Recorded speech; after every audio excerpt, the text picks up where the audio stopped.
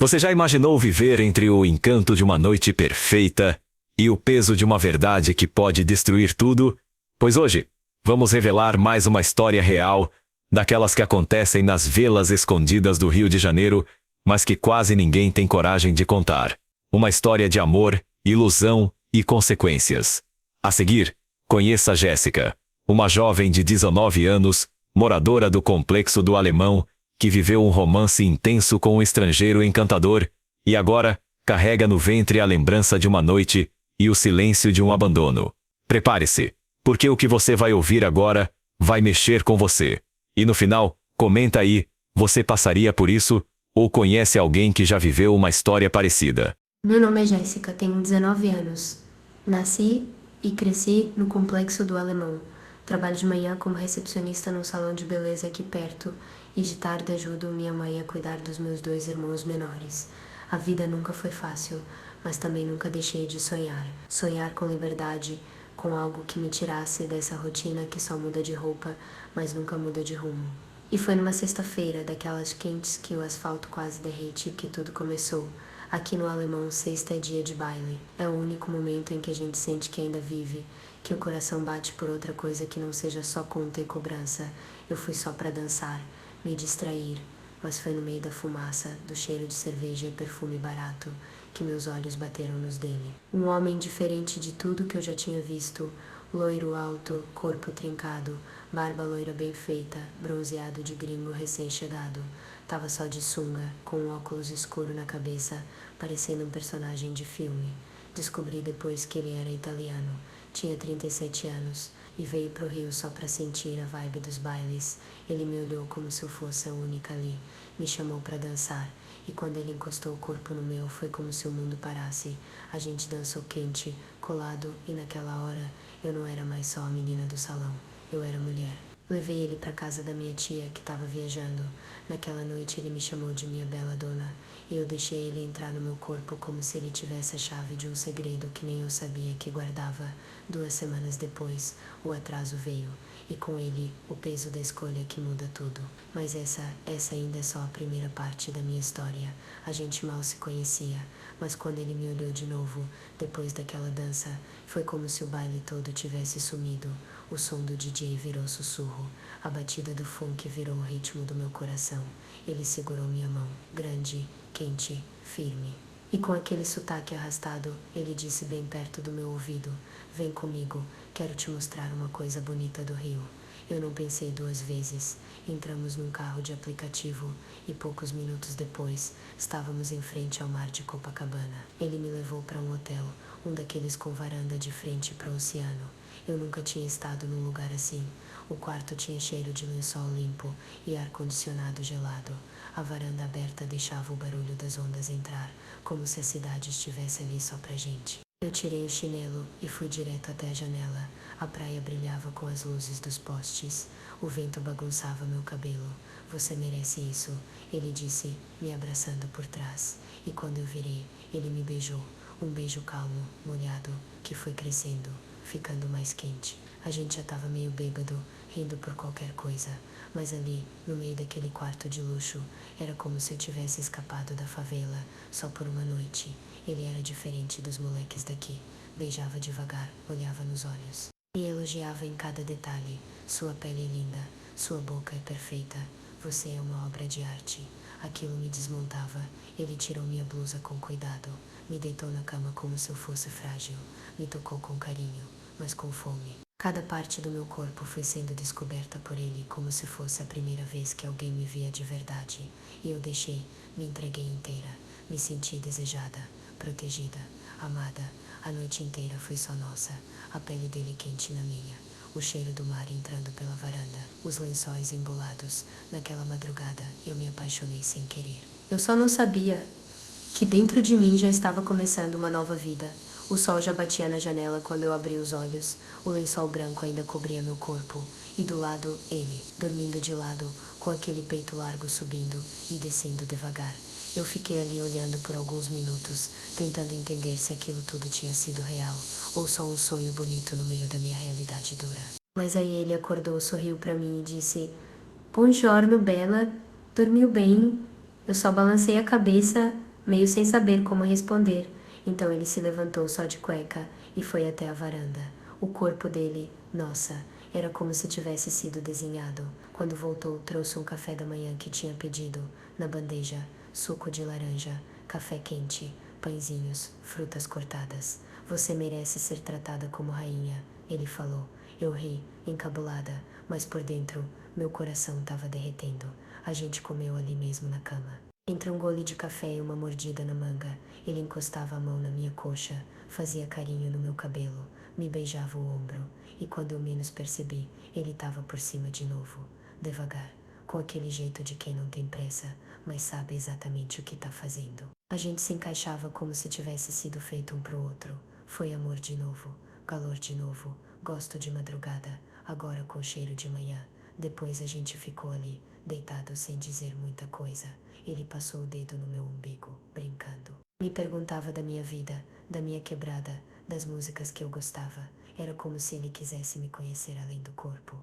Mas eu já estava tentando não criar expectativa, porque homem assim, de fora, eles vêm, encantam e somem. Só que naquele momento, eu só queria viver aquilo, sentir, e foi exatamente isso que eu fiz. Foram 2 semanas depois daquela noite.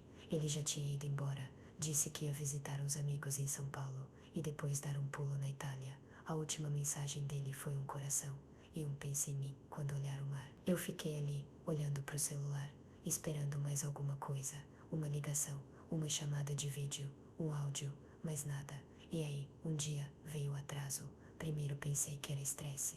Depois culpei o sono trocado, o calor, qualquer coisa. Mas quando chegou no 10º dia, meu peito estava sensível.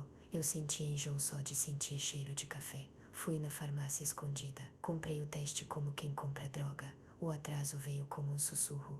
E depois virou um grito preso na garganta. 10 dias. Depois 14. Depois 20. Fiz o teste tremendo. 2 linhas. Sem dúvida.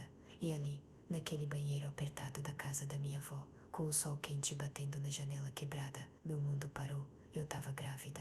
Do gringo. Aquele homem que me fez sentir viva por uma noite e depois desapareceu. Primeiro, eu tentei acreditar que ele ia voltar, que ia lembrar da menina da favela com quem ele viu o nascer do sol em Copacabana. Mas foi só abrir o Instagram, no story, ele em São Paulo, numa cobertura, com 2 loiras no colo e um copo de uísque na mão. Na outra semana, foto em Milão, depois em Ibiza, festa, barco, jogo, e eu, com a mão na barriga, vomitando o almoço e mentindo pra minha avó, que era virose. Fiquei fuçando o perfil. Descobri que ele trabalhava num cassino clandestino na Itália. Jogava, apostava, vivia cercado de luxo e mentira. E eu aqui, cercada de roupa estendida, de medo, de futuro incerto. Sabe quando você percebe que foi só uma pausa na vida de alguém, mas essa pessoa virou um furacão na sua? É isso. Ele seguiu, e eu fiquei com o resultado. Um coração batendo dentro de mim, que ele nunca vai ouvir. E agora,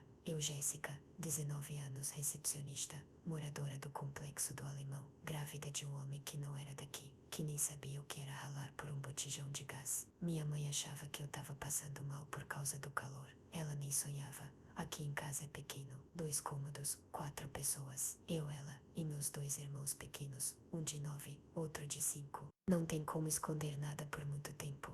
Mas mesmo assim, eu tentava. Escondia o teste de farmácia dentro da gaveta de calcinhas. Colocava sempre embaixo da última peça, como se fosse um segredo sujo. De manhã, eu fingia que tava bem. Botava a blusa de sempre. Descia a escada da laje. Levava os meninos pra escola com o estômago embrulhado e o peito apertado. O pior era na hora do banho. Quando a água batia na minha barriga, eu já sentia que tinha algo ali dentro. Era leve ainda, mas era real. À noite, quando meus irmãos dormiam e minha mãe tava no fogão preparando o almoço do dia seguinte, eu pegava o celular, entrava no perfil dele e ficava assistindo a vida dele como se fosse um filme caro demais pra mim. Ele postando story com champanhe, cassino, mulher loira de salto do lado, e eu, com o chinelo estourado e o coração desmoronando. Pensei em mandar mensagem, mas o que eu ia dizer? Oi, lembra de mim, a menina da favela com quem você transou depois do baile? Então, tô grávida. Não, eu não ia ser mais mais uma brasileira pedindo migalha de atenção pra gringo turista.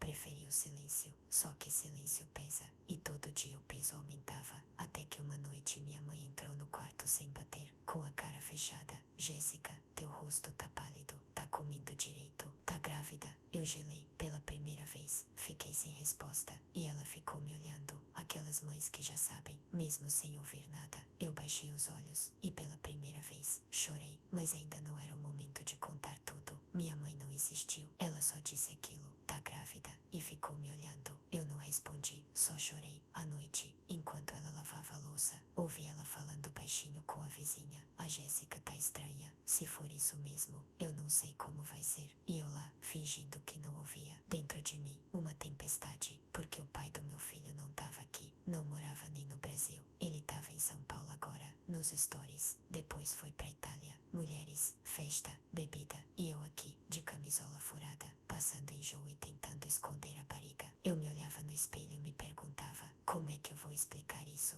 Comecei a pensar em colocar outro nome no lugar. Um menino da comunidade, alguém que não questionasse muito, que assumisse, ou pelo menos servisse de escudo. Mentir, não por maldade, mas por medo. Eu tinha 19 anos, morava no complexo do Alemão, e dividia o quarto com meus 2 irmãos pequenos. Minha mãe ganhava pouco, limpava casas em Botafogo. Eu sabia que se contasse tudo, ela ia surtar, e achar que eu fui usada, enganada, e foi isso mesmo. Mas eu não queria ouvir isso da boca dela, então eu comecei a ensaiar a mentira. Foi o Davi, mãe, a gente ficou um tempo, ele que sumiu, ele ia acreditar, talvez, e foi aí que entendi, que às vezes, A mentira parece mais segura do que a verdade, mas é só até o barraco desabar. Foi numa segunda-feira. Eu tava com a cabeça a milhão, a barriga já começando a querer aparecer, e eu precisava tomar uma decisão. Peguei meu celular, entrei no WhatsApp e mandei mensagem. Oi, Davi, tudo bem? Ele demorou um pouco pra responder. Ué, sumida,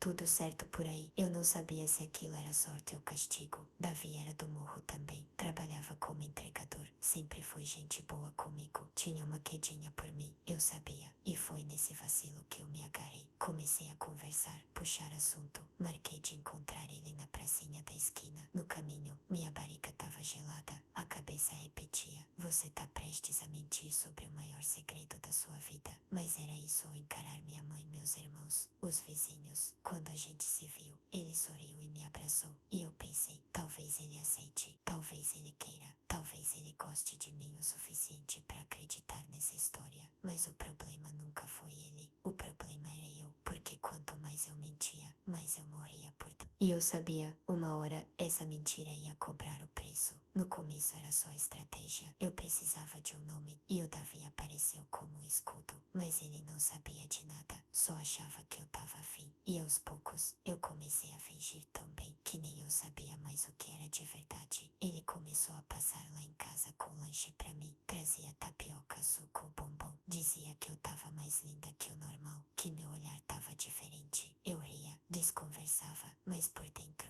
uma parte minha gostava daquilo. E foi numa noite de sexta, na laje dele, que tudo mudou. O céu tava limpo, cheio de estrela, a gente tava ouvindo umas músicas baixinho. Ele me deu uma cerveja, e me olhou por uns segundos que pareceram eternos. Cê sabe que eu sempre fui afim de você, né? Ele disse. Eu não respondi, só encostei a cabeça no ombro dele. A mão dele desceu devagar pela minha perna, e quando eu virei pra encarar ele, foi inevitável. A boca dele encontrou a minha, e tudo que era mentira, naquele instante, virou verdade. O beijo foi intenso, a respiração dele misturada com a minha, a mão dele deslizando na minha cintura, subindo pela minha blusa. Eu não parei, deixei acontecer. Quando vi, a gente já tava deitado ali mesmo, num colchão velho que ele tinha na laje. O mundo lá fora sumiu. E pela primeira vez em semanas, eu esqueci do italiano, do medo, da culpa. Eu só queria sentir. Ele me fazia sentir viva. Chegando na casa da minha mãe, ela já estava com o olhar que atravessado. A mulher me conhece no olhar. Depois que comecei a sair mais com o Davi, ela já estava diferente comigo, me observando em silêncio. A bomba explodiu numa tarde qualquer. Eu tava na cozinha, fazendo arroz e feijão pros meus irmãos, e ela entrou seca, sem rodeio. Jéssica, cê tá grávida, né? Eu paralisei. A colher parou no ar. Engoli seco. Mãe, como assim? Não enrola, menina. Eu te pari. Sei quando tem coisa errada. Tá enjoando, comendo estranho. E foi ali, naquele cheiro de alho fritando na panela, que eu respirei fundo e falei: tô sim, mãe. Tô grávida. Ela ficou muda, só me encarando. O silêncio dela gritava. Aí veio a pergunta que eu mais temia. E o pai? É o Davi. Ela levantou uma sobrancelha, como quem tenta entender. O motoboy, amigo do Marlon. Eu só balancei a cabeça. Ele é um cara bom, mãe. Tá do meu lado. Ela respirou fundo. Não gritou, não chorou. Só falou: bom, bom. Pelo menos ele tá aqui, mas você sabe, né? A vida não vai ser fácil. Eu sei, mãe, mas eu vou aguentar. Por mim, pelo meu filho. E naquele momento, quando ela veio e me abraçou, foi a primeira vez que eu senti um pouco de paz no meio de tanta bagunça. Eu achava que tava escondendo bem. O teste estava enrolado num saquinho dentro da gaveta, bem no fundo, super escondido, pelo menos pra mim. Mas naquela sexta-feira, o Davi apareceu aqui em casa de surpresa. Vim te ver, tava com saudade. Ele chegou todo carinhoso, trazendo um salgado da padaria e um guaraviton de maracujá. A gente subiu pro meu quarto pra conversar, colocar o papo em dia. Eu fui no banheiro rapidinho e quando voltei, ele tava sentado na cama, o teste de gravidez na mão. Meu coração travou. Isso aqui é teu, Jéssica. A voz dele não era de raiva, era de choque. Eu não consegui mentir. Sentei ao lado dele, com o peito apertado. É sim, é meu. Ele ficou um tempo em silêncio, olhando pro chão. Depois olhou nos meus olhos. E é meu também. Meu mundo girou. Respondi meio travada. Ei, ele passou a mão na cara, respirou fundo. Caraca, eu nem sei o que dizer. Fiquei esperando ele levantar e ir embora, mas ele não foi. Me puxou devagar, encostou a testa na minha e falou: se for meu mesmo, então eu vou tá junto, tá? Do jeito que eu puder. Naquele momento, eu senti um misto de alívio e medo, porque ali eu entendi que não ia mais dar pra esconder de ninguém. Algumas semanas foram passando e a gente já tava se vendo com mais frequência, eu e o Davi. Depois daquela conversa sobre o teste, ele começou a ficar mais presente, perguntava das minhas consultas, me levava vitamina, essas coisas que só quem tá junto de verdade faz. Mas no fundo, eu ainda carregava a culpa. Numa noite, a gente tava deitado, assistindo um filme no meu quarto. Meu celular vibrou. Era uma notificação do Instagram. Ele pegou pra ver a hora, mas viu o nome Luca. Tar. Quem é esse cara? Meu coração gelou. Fiquei muda. Ele insistiu. Fala, Jéssica. Quem é esse gringo aí? Eu respirei fundo. Já não dava mais pra fugir. É o pai do bebê. Não é você, Davi. O silêncio que veio depois foi como um soco. Ele ficou ali parado, olhando pro chão, tentando entender. Então tudo isso, você só me deixou acreditar. Eu segurei as lágrimas, mas a voz falhou. Eu tava com medo, Davi. Medo de tudo. Do julgamento, da minha mãe e de perder você também. Ele levantou devagar, pegou a mochila e foi embora sem dizer mais nada. Fiquei ali sentada, ouvindo o barulho da laje pingando e o coração apertado. Mas sabe de uma coisa? Foi naquela noite, sozinha, que eu entendi uma parada. Eu sou a única que vai carregar esse filho. Sou eu quem vai acordar no meio da madrugada. Sou eu quem vai chorar escondido com medo do amanhã. E se for pra seguir sozinha, então que eu siga forte. Porque mulher da favela já nasce com coragem. A gente aprende a sobreviver na marra, mas também aprende a renascer. Pra você que tá ouvindo e tá passando por algo parecido, você não tá sozinha. Se te abandonaram, se mentiram pra você, se te prometeram o mundo e depois sumiram, lembra que você é maior que isso. Teu corpo é abrigo, tua alma é fúria e teu coração, menina, é casa de força. Não baixa tua cabeça pra ninguém, porque a gente não veio ao mundo pra ser segunda opção. A gente veio pra viver, lutar e vencer. Se você chegou até aqui, é porque essa história mexeu com você. Porque na favela, a dor tem nome, tem endereço, tem voz. E hoje, você ouviu a de Jéssica, uma entre tantas meninas que vivem entre o medo, a esperança e a coragem de seguir. Mas calma, essa história ainda não acabou. Nos próximos episódios, você vai ver como a verdade vai sacudir as estruturas, vai ter lágrima, vai ter reviravolta e, quem sabe, até justiça. Então, se você se conectou com essa história, deixa o seu like, se inscreve no canal e ativa as notificações, porque o que vem por aí é forte, real e pode mudar a forma como você enxerga o mundo. E comenta aí embaixo, você já viveu ou conhece alguém que passou por algo parecido como a Jéssica? Sua voz importa. Sua história também. Até o próximo episódio.